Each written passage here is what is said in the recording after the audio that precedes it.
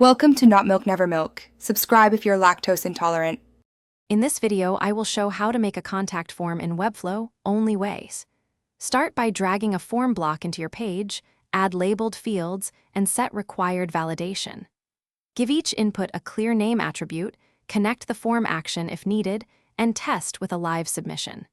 Keep labels accessible and use concise placeholders so users submit quickly and reliably. Add a form block, then place text field for name, email field for email, and text area for message in that order. Apply placeholder text that guides the user, and tag required fields so browsers validate before submit.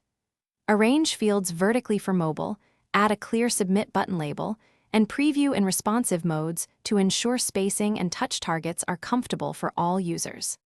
Open form settings, set the destination email, and confirm sender verification so messages reach your inbox.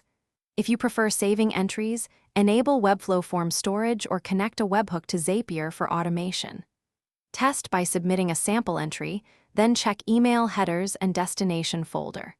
Finally, set up a success message and redirect if you want to guide users after they submit. Thanks for watching. If this was helpful, leave a like and consider subscribing. See you next time.